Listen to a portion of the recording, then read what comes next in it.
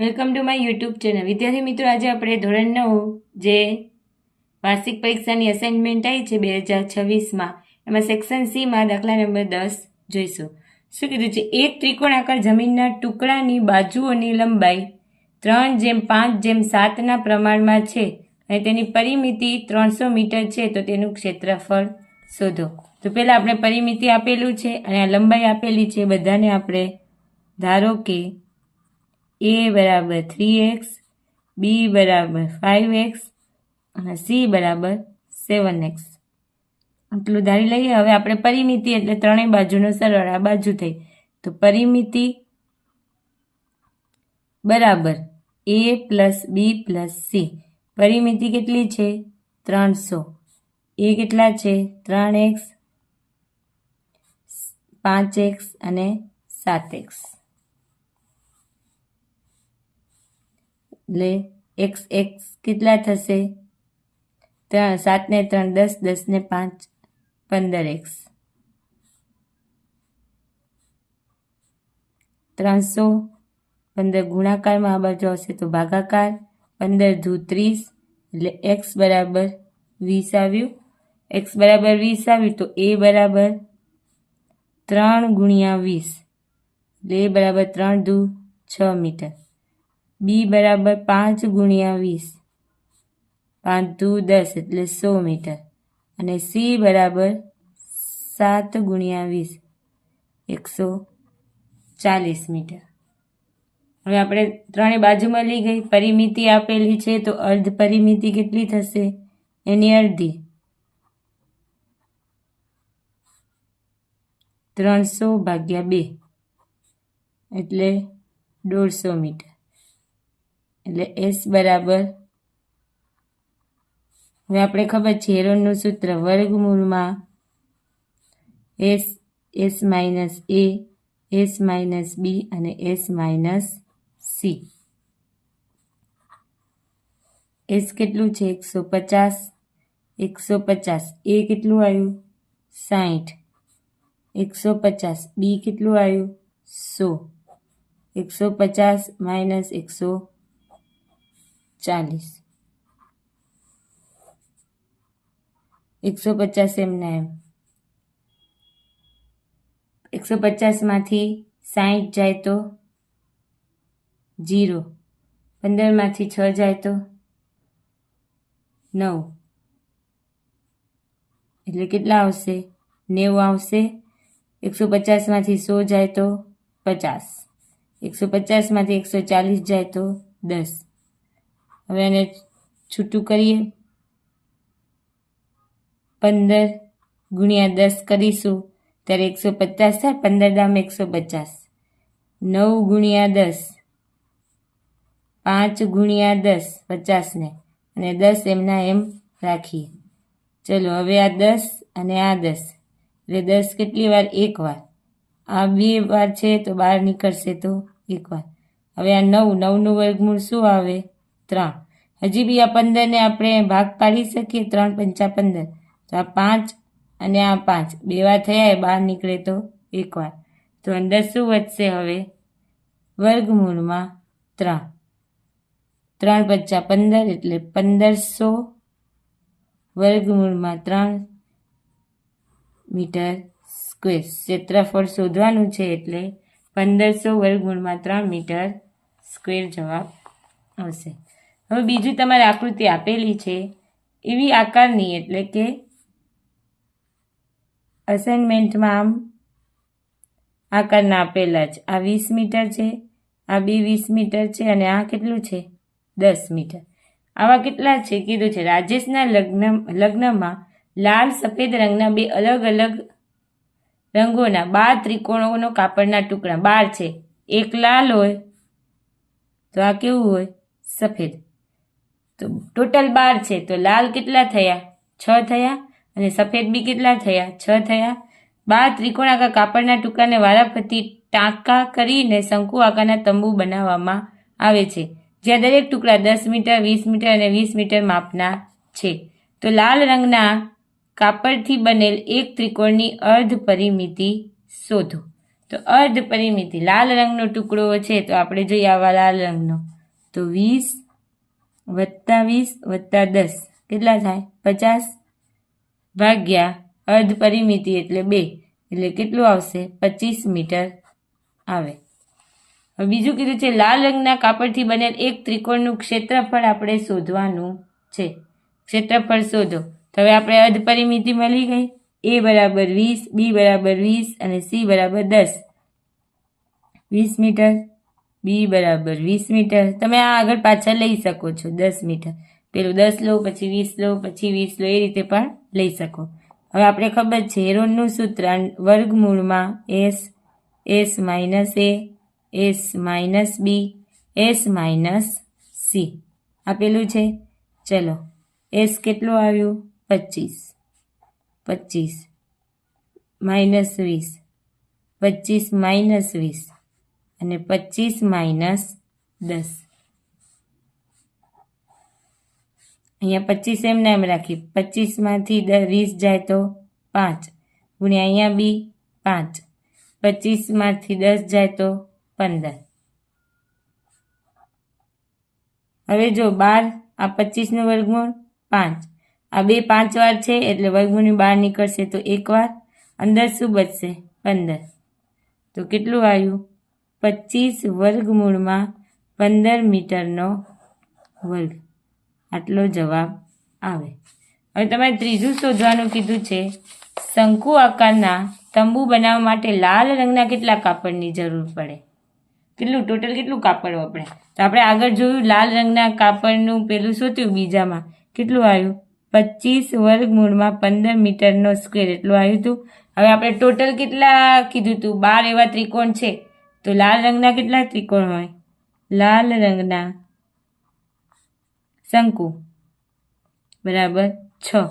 તો આ જે જવાબ આવ્યો 6 ગુણ્યા 25 વર્ગમૂળમાં 15, 25 છક 150 વર્ગમૂળમાં 15 મીટરનો સ્ક્વેર. આ તમારો થઈ ગયો જવાબ. ચલો હવે જોઈએ દાખલા નંબર 3. શું કીધું છે? એક સમબાજુ ત્રિકોણની સમાન બાજુઓ પૈકી પ્રત્યેકનું માપ, જે સમાન બાજુ છે તો આપણે લઈએ a બરાબર 30 મીટર સેમી, b બરાબર 30 સેન્ટીમીટર, સમાન બાજુના માપ આપણે.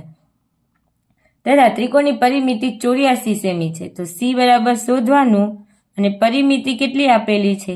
84 સેન્ટીમીટર. પરિમિતિ એટલે આપણે ખબર છે ત્રણેય બાજુનો સરવાળો a plus b plus c. પરિમિતિ 84, a 30, આ એ 30 વત્તા c. 84, 30 વત્તા 30 60 વત્તા c. 84 માઇનસ 60. 4માંથી 0 જાય તો 4, 8માં 6 જાય તો 2, તો c બરાબર કેટલું મળ્યું? 24 સેન્ટીમીટર મળ્યું. 24 સેન્ટીમીટર મળ્યું. હવે આપણે ખબર છે ત્રિકોણનું ક્ષેત્રફળનું સૂત્ર શું આવે? s minus a, s minus b और s માઇનસ c. આ ત્રિકોણનું ક્ષેત્રફળનું સૂત્ર છે. તો આપણી પાસે s શોધી લઈએ. s બરાબર પરિમિતિ કેટલી છે? 84 ભાગ્યા 2 એટલે કેટલું થશે? 42. ચલો હવે વર્ગમૂળમાં 42 માઇનસ 30, 42 માઇનસ 30 અને 42 માઇનસ 24. કેમ? c કેટલું આવ્યું? 24 સેન્ટીમીટર. હવે 6 ગુણ્યા 7 થાય 42. 42માંથી 30 જાય તો 12, અહીંયા બી 12,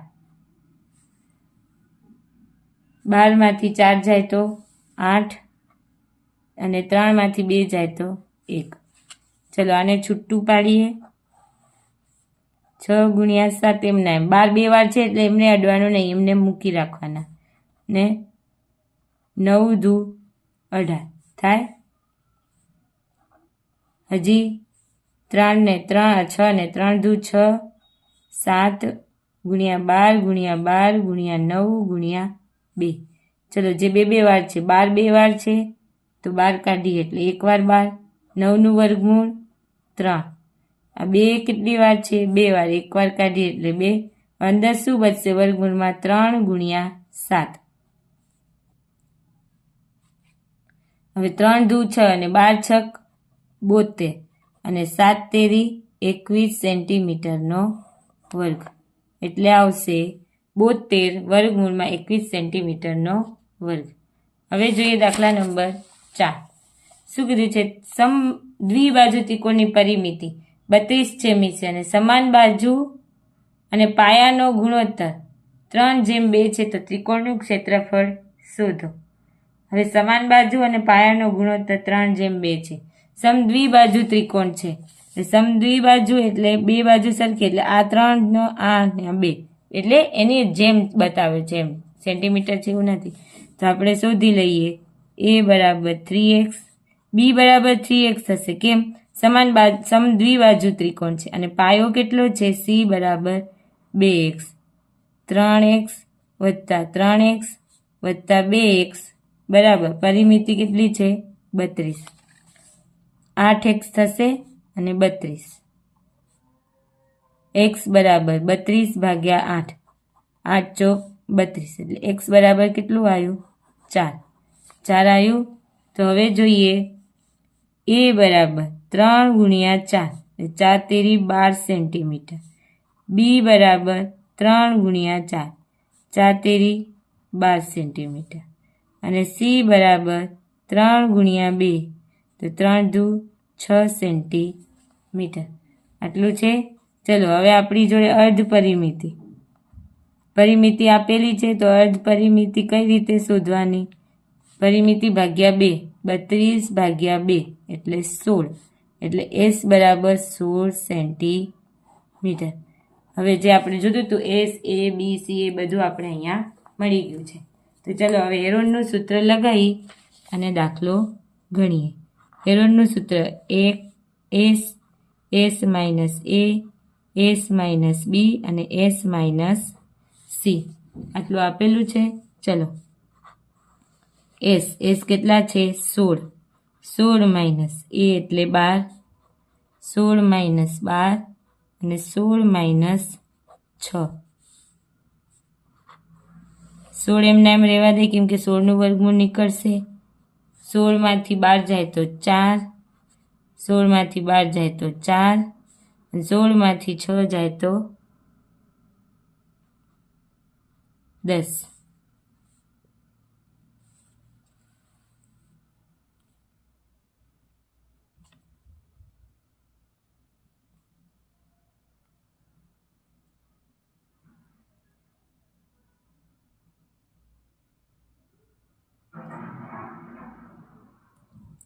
હવે જો 16નું વર્ગમૂળ 4 નીકળશે. આ 4 બે વાર છે એટલે 4 અને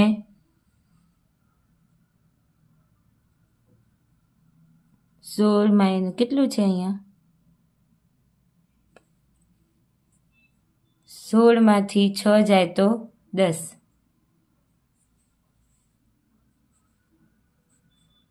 10 વર્ગમૂળમાં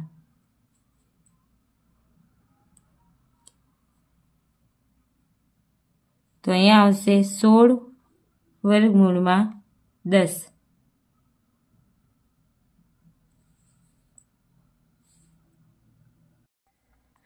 સોરી અહીંયા શું છે? જો 4 આવે ને અહીંયા 2 કરી દીધું આપણે. 2 ગુણ્યા 4 એટલે 4 દુ અહીંયા 8 થશે. c બરાબર 8. 16માંથી 8 જાય તો અહીંયા 8 બચશે એટલે અહીંયા 4 ગુણ્યા 2 એટલે 4નું વર્ગમૂળ શું નીકળશે? 4 ગુણ્યા 4, 4નું વર્ગમૂળ 2 અને વર્ગમૂળમાં 2. 4 ચોક 16, 16 દુ 32 વર્ગમૂળમાં 2 સેન્ટીમીટરનો વર્ગ. આ જવાબ આવશે. અહીંયા ભૂલથી 3, 4ની જગ્યાએ 3 લઈ લીધા હતા એટલે 3 દુ 6 આવતા હતા. અહીંયા 8 આવશે.